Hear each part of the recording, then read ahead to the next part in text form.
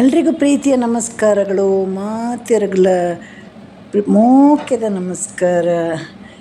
ಇದು ಯಾವ ಮೀನು ಅಂತ ಗೊತ್ತಲ್ವಾ? ನೀವೇ ಹೇಳಿ ನೋಡುವ, ಕಮೆಂಟ್ ಮಾಡಿ ನನಗೆ ಹೇಳಿ.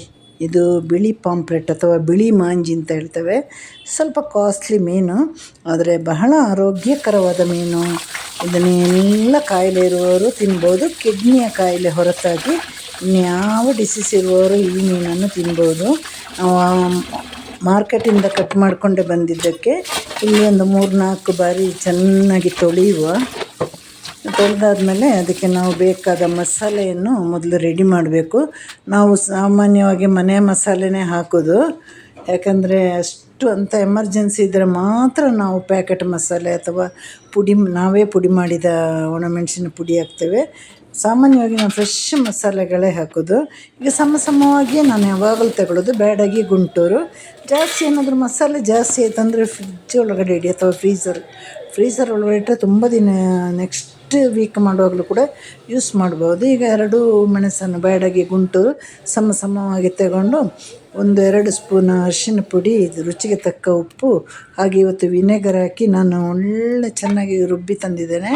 ಇದನ್ನು ಈಗ ಮಿಕ್ಸ್ ಮಾಡಿ 1.5 ಗಂಟೆ 2.5 ಗಂಟೆ ತನಕ ಇಡ್ಬೋದು.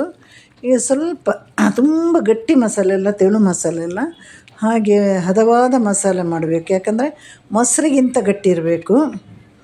ಅದನ್ನು ನೆನಪಿಗೆ ಇಟ್ಕೊಂಡ್ರೆ ಸಾಕು. ಇದು 2 ಅವರ್ ಆಯ್ತು. ಈಗ ಇದನ್ನು ಫ್ರೈ ಮಾಡುವ ನಾವು. ಈಗ ನಾನು ಇದು ನಮ್ಮ ಕಾವಲಿ ಒಳ್ಳೆ ಬಿಸಿಯಾಗಿದೆ. ನಂತರಲ್ಲಿ ಎಣ್ಣೆ ಬಿಸಿ ಆಯಿತು. ಮತ್ತು ಕೂಡಲೇ ಮೀಡಿಯಮ್ ಫ್ಲೇಮಲ್ಲಿ ಇಟ್ಬಿಡ್ಬೇಕು, ಇಲ್ಲಾಂದರೆ ಸೀದು ಹೋಗ್ತದೆ. ಹಾಗಾಗಿ ಇದನ್ನು ಒಂದು ಬದಿ ಫ್ರೈ ಎಲ್ಲ ಆದಮೇಲೆ ನಮಗೆ ಅಷ್ಟೊಳಗೆ ಏನಾದರೂ ಸಣ್ಣ ಪುಟ್ಟ ಕೆಲಸ ಮಾಡ್ಬೋದು.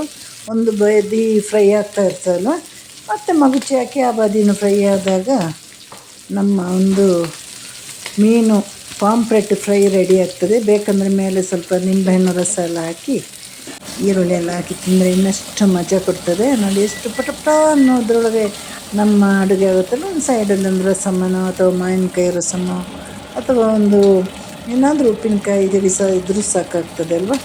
ಎಲ್ಲರೂ ಮನೆಯಲ್ಲಿ ಹೀಗೆ ಮೀನನ್ನು ಸುಲಭವಾಗಿ ಮಾಡಿ ನೋಡಿ. ನಾವು ಪುಡಿ ಬಳಸೋದಕ್ಕಿಂತಲೂ ಕೂಡ ನಾವು ರುಬ್ಬಿ ಮಸಾಲೆ ಮಾಡೋದು ಟೇಸ್ಟಿಯಾಗಿರ್ತದೆ, ಬೇಗನೆ ಆಗ್ತದೆ. ಚಿಕ್ಕ ಜಾರಲ್ಲಿ ಅಂತೂ ಹೇಳೋದು ಬೇಡ, ಪಟ ಅಂತ ಆಗ್ತದೆ. ಎಲ್ಲರೂ ಮನೆಯಲ್ಲಿ ಮಾಡಿ ನೋಡಬೇಕು.